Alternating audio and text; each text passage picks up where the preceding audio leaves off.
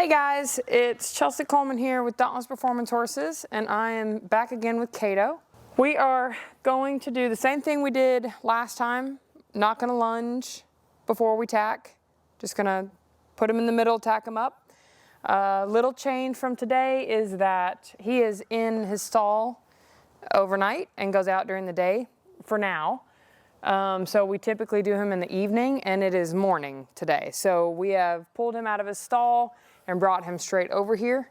So we're gonna see if the added built up energy, or if there is any added built up energy from him being in a stall all night and not getting exercise before he gets worked. So that is the spiel of today, and I'm gonna get started. Our champion now, Chelsea Coleman, Dauntless Courage.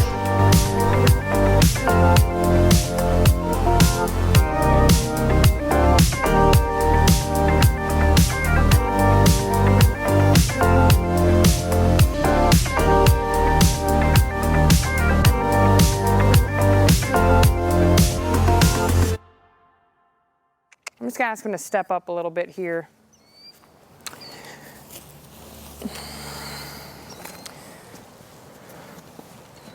Same thing again, just not be too careful with the saddle pad. Good boy. Good boy. Okay, good job.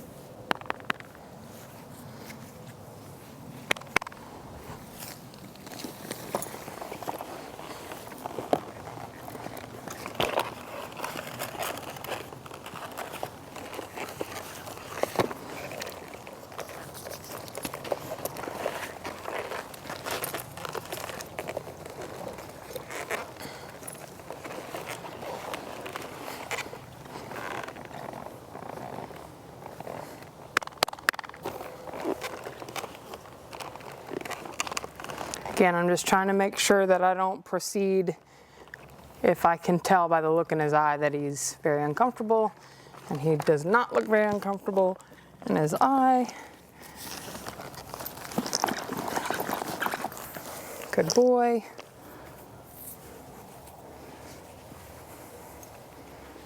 Good boy. Little uncomfortable there. That's okay.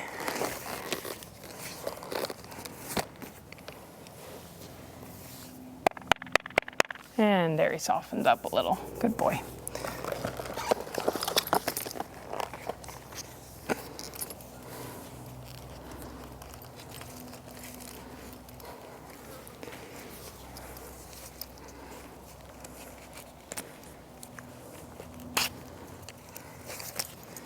And I don't know if I've touched on this at all, but the length of your sessions will vary depending on your horse, depending on you, and depending on the day and what you're asking of them will determine the length of your session.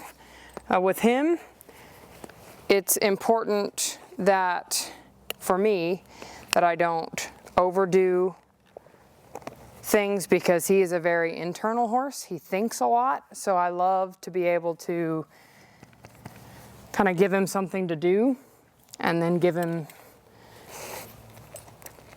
a little bit of very important information that he can then process overnight and utilize that same information the next day or whenever it is that you choose to, work your horse again. A lot of people, when they get horses like this or young horses, typically it is a 7-day-a-week thing for the first little while until they're, comfortable and safe.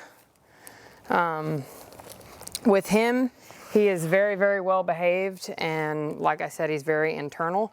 So we don't do 7 days a week. We'll either do every other day, or we'll do, a couple days in a row and then give him a day or two off. That's, at the end of the day, that's just realistic. I know a lot of people live off the premise of, well, if your horse had a day off, he's going to be spicy the next day. I don't think that that's an excuse or a good thing to live by. My horses my very first horse that I ever had, I still own her, and she hasn't been ridden in, she's very old now and can't be ridden, but she will go, before she was fully retired, she would go a year without being ridden, and I would just hop on her if I was out of horses and people wanted to go on a trail ride, and I could literally jump on her bareback and ride her in from the field and ride her bareback without a halter and leader, or with a halter and leader up on when she hadn't been ridden in years. So obviously it depends on how you train your horses and whatnot, but with my methods, I like to switch it up, be very consistent, do 7 days with some horses, and then those horses that you feel the need to do 7 days with, it's important to know that you have a little bit of wiggle room, and if you were to get sick or you were to get hurt, your horse would still be able to function. So that being said, the length of this session will probably be shorter because we're doing the same thing for the third time in a row. We're just making sure he gets comfortable with this, and you can see there he's resting the opposite leg of me still, which is nice. I'm adjusting this for your big old head. Yeah, I guess I don't need this on there. And again, this is all good stuff too, because this is teaching him patience, which is not hard for him to learn patience, because he's, like I said, he's a very internal horse, but it's good for me to know that if I get in a bind, or if his mom gets in a bind and he needs to stand somewhere, that we know firsthand from putting him in these situations that he's more than capable of doing that without becoming overwhelmed.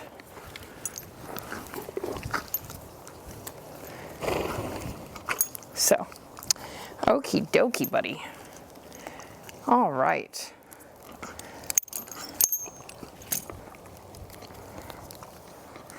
All right, so we're gonna go right to it. And give him a sec.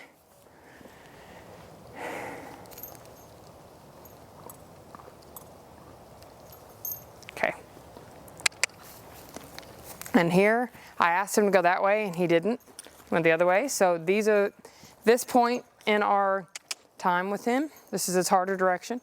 I am gonna start to be more specific about that. So I'm not gonna jump across the round pen and smack the dirt. So I'm not upset about it. I just simply said, hey, I know I typically don't tell you I care which direction you go, but today I'm gonna be intentional and I want you to go this way.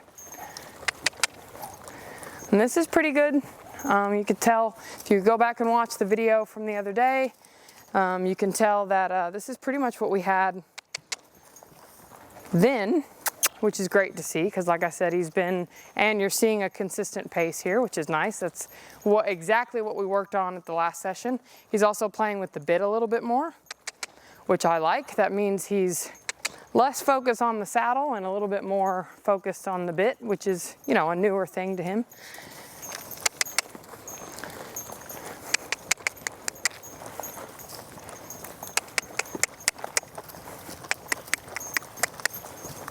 Now I'm gonna try and control his feet, and instead of asking him to walk and then go the other way, I'm just going to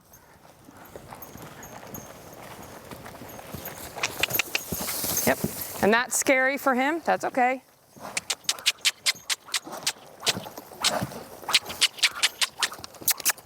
I have a tack malfunction, but that's fine.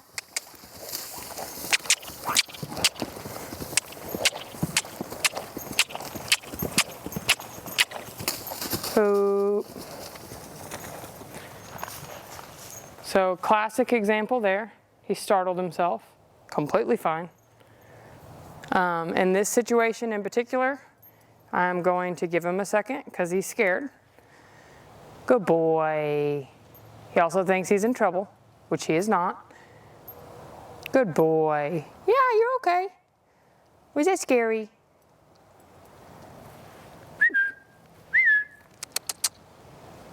Okay, I'm gonna help him just a little bit here.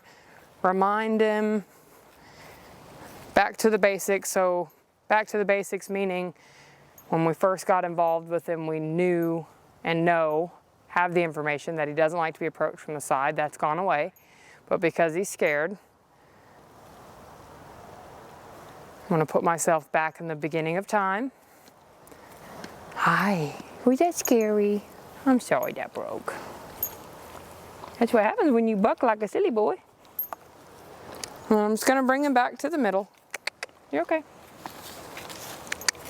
And again, in all of that, the important part is to not let yourself go, oh crap, now we're 10 steps backwards, because we're not, right? It happens. That happens to working horses all the time.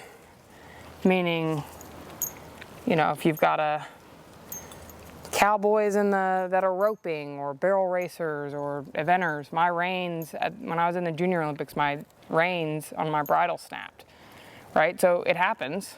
It's hard to set a situation like this up intentionally, but that was a great opportunity to get to, and I'm in a very compromising position there, so I'm just gonna remove myself from that spot. I'm gonna untie this and try and use it as a tie. But again, this is exactly what we want right this moment. So initially, he has not ever had someone move his feet, is what we call it. Change your direction based off of working their body off of your body position. So staying in front of the shoulder or behind the shoulder, in front of the haunches, behind the haunches, whatever it may be. So that startled him, which I figured it would, and that's okay. He's allowed to be scared about that. And then over there, he just leans in heavy on the inside leg there, which is normal for any horse, especially one that's a little bit weak. And then he just got startled over there. That's not gonna work. So it's not a big deal. We just wanna make sure this is all set the way it needs to be set so that he doesn't get scared again. Good boy. And you're gonna experience moments like this where you go through, like I said, what some might feel is a setback or whatnot. He might be a little nervous about this for a couple days now. That's okay. Not a big deal. The key is consistency, so I'm gonna send him right back out.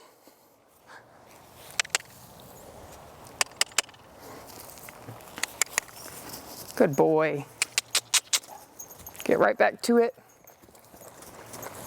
And now you can see the increase of speed. His head's much higher. He's worried. I'm gonna walk over here and just fill in this dirt a little bit.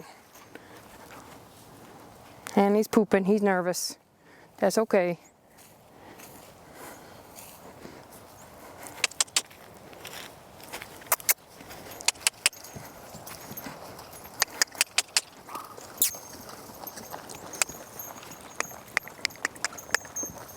I'm gonna do another direction change. Good boy.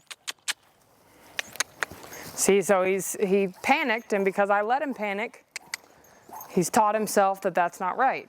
If I jump in front of him and turn him around and get after him for, him not responding exactly the way I want him to respond, he associates that discomfort and fear with me. Versus here, you can see he's made the mistake himself. He knows there's nothing to worry about. And I would venture to say he's realized at this point that he just slipped and startled himself. Good boy.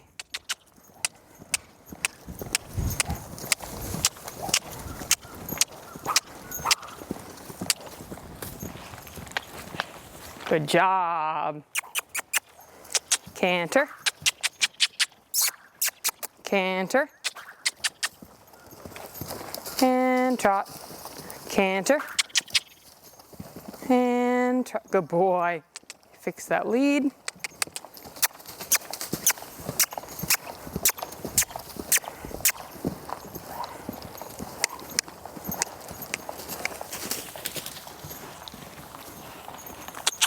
Good job. Good job, Cato. Canter. Good boy. Canter. And trot. Good boy. Canter. Canter. Good boy. And trot. Good job.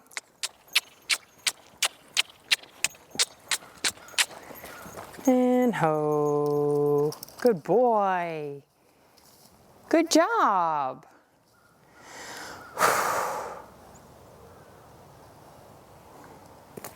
You're fine. Good boy. Good boy.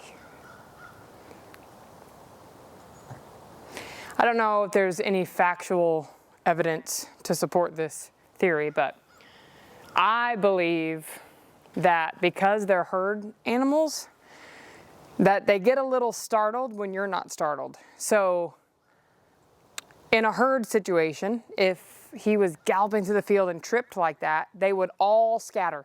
Everyone would react.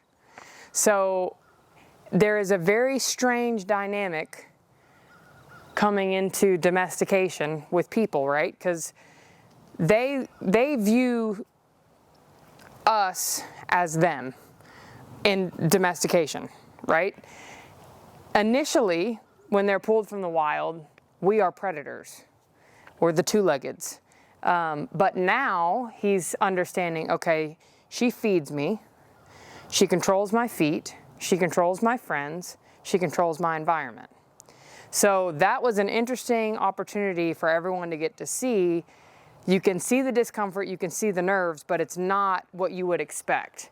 In a domesticated horse, you'll put them in side reins or draw reins, you'll lunge them, they'll trip, they'll hold it against you for the rest of their life, right? A lot of horses, or they'll hold it against you for a while and you'll hear someone say, well, my horse hit a rail once and popped a splint and now he refuses to jump.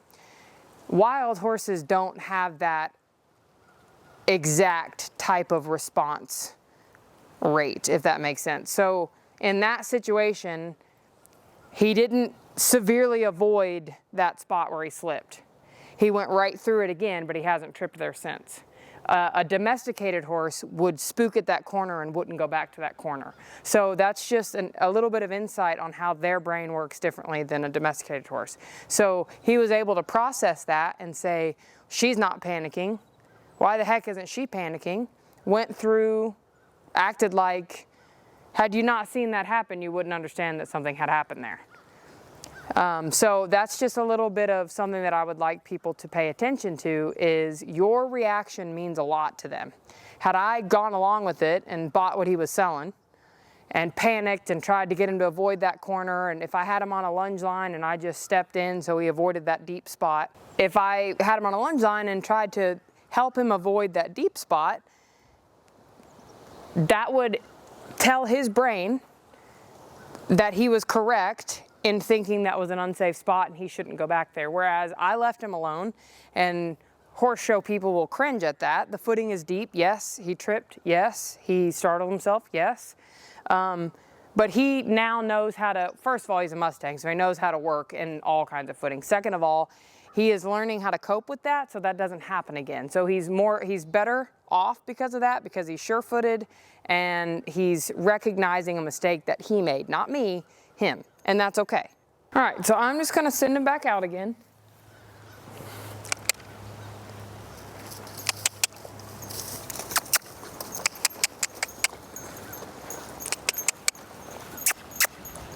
And again, perfect example. He doesn't even try and shy away from the deep footing, right? He just completely has forgotten that that has happened.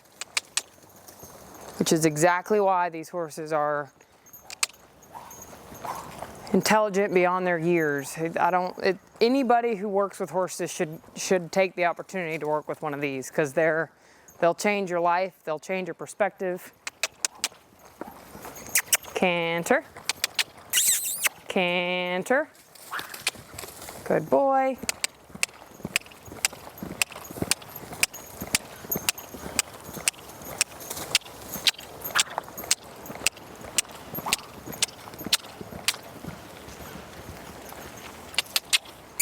Another thing I want you to notice there is the downward transition. Good boy. Canter. And trot. Hoop. Canter. Good boy. So that downward transition was a 3-part transition. He turned, went from canter to trot to walk, right? That's what we worked on the other day. I said I specifically did not want him dramatically changing pace. And that was to prepare him for this. So now, when I go to ask him to switch again, you still get a trot step there, turns around. We're gonna smooth that out just a little bit.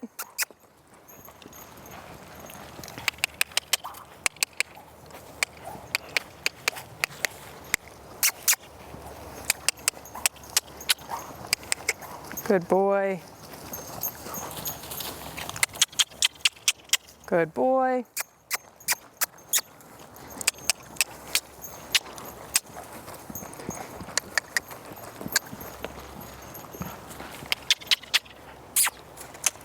Now, if you'll notice, going from right to left, or left to right, the transition is quite different.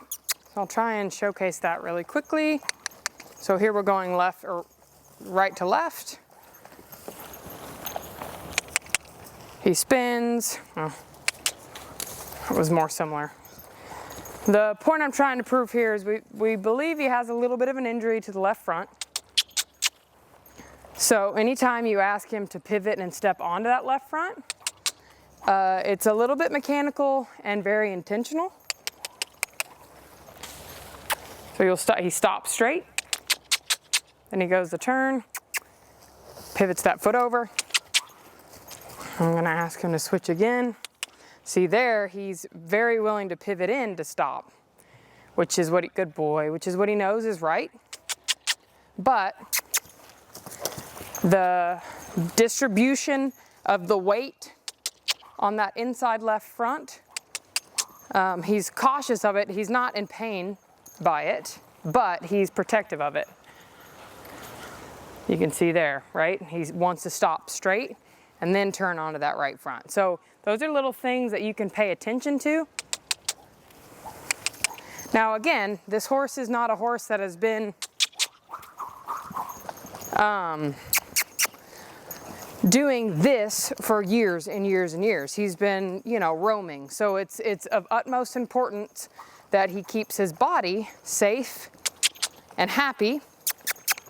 Otherwise, he cannot travel with the herd. Oh, good boy. So that is simply a protection technique for something that he might know is either one, it's just not his preferred side. Everybody has a left hand and a right hand. Horses are very left-handed or right-handed. I don't know that I've ever met a horse that's truly ambidextrous. I think that's the right word. I've never met a horse that genuinely, rawly, equally works both sides of their body.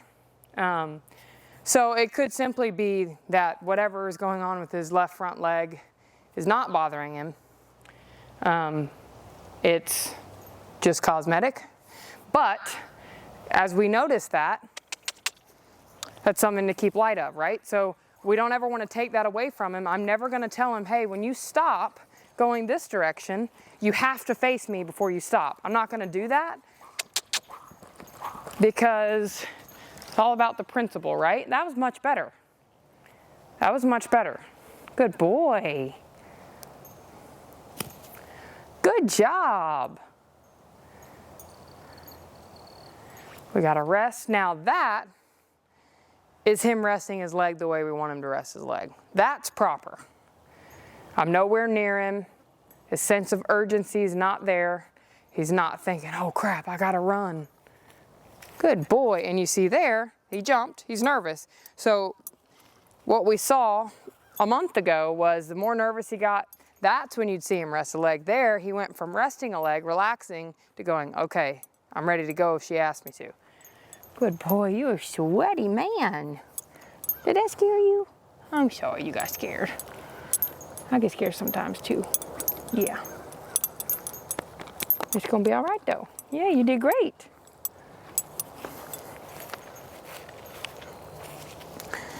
Good boy. That's pretty good example of if you allow them to process their mistakes, they generally don't make them twice. Now that's not me saying he's never gonna buck again. Don't get your hopes up. That will probably likely happen, but that particular situation had nothing to do with him being uncomfortable here. That was simply, he tripped and his head went to survival mode. And then when he came to, he had leather strapped around his back, right? So it just took him a second to dial back in and go, wait a minute, reality check, I'm good, everything's fine. Right? All right, so now we're gonna undress you. Now today I'm gonna undress him without a lead rope on. Again, because of what happened and the nerve that comes with that. I don't want him to feel like, you can see he's anxious there. I don't want him to feel trapped after he's felt this breastplate dangle in between his legs, which made him a little uncomfortable. So I don't want him to think that that's something that is of a threat to him or is dangerous to him or is going to hurt him. So I am going to leave him unhooked so that should he decide he needs to get away from me, he can. And this is scary. Good boy. Good boy.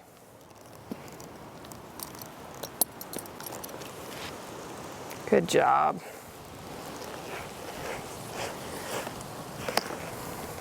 And he's standing in a very unbalanced way right now, so just keep that in mind if you're untacking. He's resting the left hind.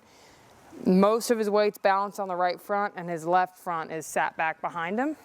So when I go to pull this saddle off, it's likely to pull him off balance, which is what scares them. So keep that in mind. He might not react at all, and he might say, oh, that's scary. There we go, good boy. So it's important in that weight shift. Like I said, I was pre-prepared for that. It's important in that weight shift to take your time. So if I would have having just said that to you, had I ripped the saddle off of him, that would become a thing. So it's important to be slow and intentional.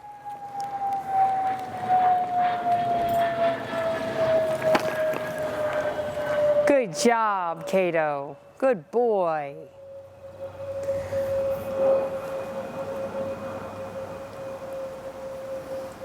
You gonna come over here?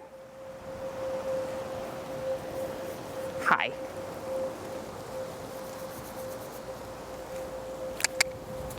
Good boy. That's another thing I'll say before we exit here. For those of you that watch the Natural Horsemanship, the Pirelli, the Anderson, whatever his name is, all those big guys in the Natural Horsemanship, I know a lot of people that get really hung up on the join up. Horses have very different boundaries, just like us. You've met someone, I'm sure, that doesn't like hugs. You've met someone that loves hugs. You've met someone that's very affectionate. You've met someone that's not affectionate. The horses are the same way. So I have had dozens of horses that are completely different. I have some that are okay with visual interaction. So me standing as close as I want this way is fine with them, but the second you want to go touch, they're uncomfortable. I have some that are not okay with the visual. They don't want to look you in the eye. They'd much rather you approach them from behind or the side. That's okay. So don't get hung up on I've been doing this for X amount of time and my horse won't join up with me completely. I don't care that I have to come and pat him on the head and then walk away and him follow me. And I don't care that I just did that as an example and he didn't react, right? That's okay. I'll come back up to him again, give him some scratches. That's fine, right? Like you can't get hung up on the tiny, tiny details. It's a big picture thing here. And every horse is different, so don't get hung up on that kind of stuff. If you've got a horse that wants to stop and turn their butt to you from a distance, or doesn't want to stand head on, or doesn't want to stand broadside, that's okay. You just got to learn the behavior of that particular horse and then start to deconstruct it from there. I think that's it for today. Thank you guys for joining us. Always remember that it doesn't matter where you come from, it only matters where you're going. And we will see you again next time.